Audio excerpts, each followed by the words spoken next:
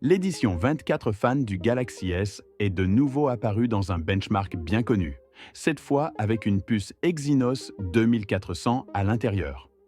Le dernier test confirme qu'il est chez lui. Ce téléphone Fan Edition utilisera la propre puce de Samsung.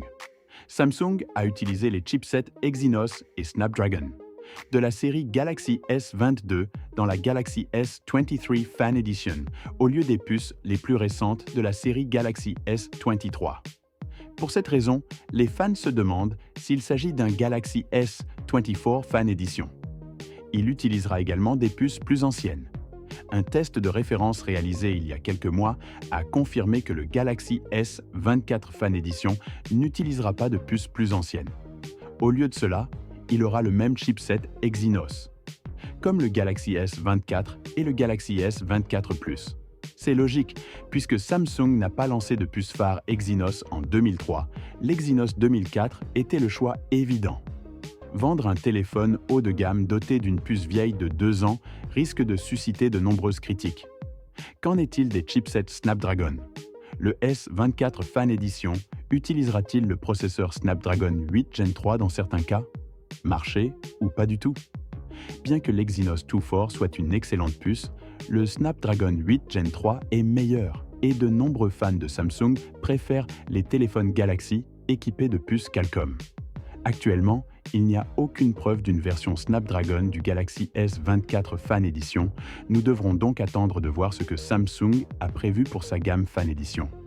Si une version Snapdragon est publiée, elle ne sera probablement disponible que dans quelques pays comme les États-Unis, le Canada et la Chine.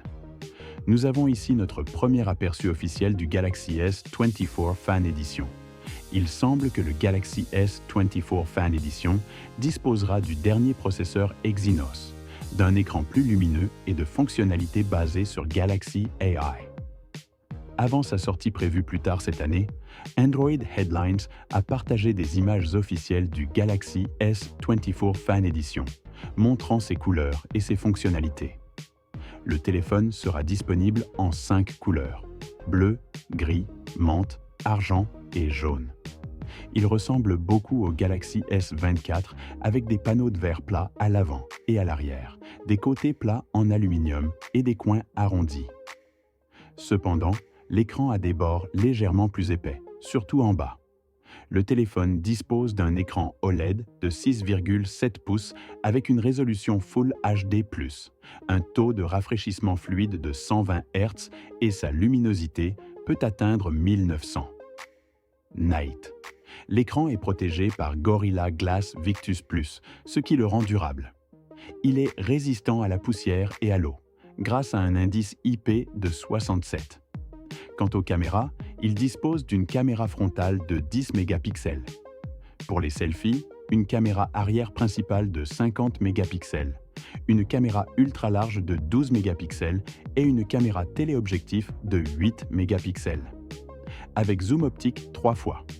Selon les gros titres d'Android, le téléphone sera probablement équipé d'un processeur Exynos 2400 Cyan, censé être plus efficace que le Galaxy S23 Fan Edition.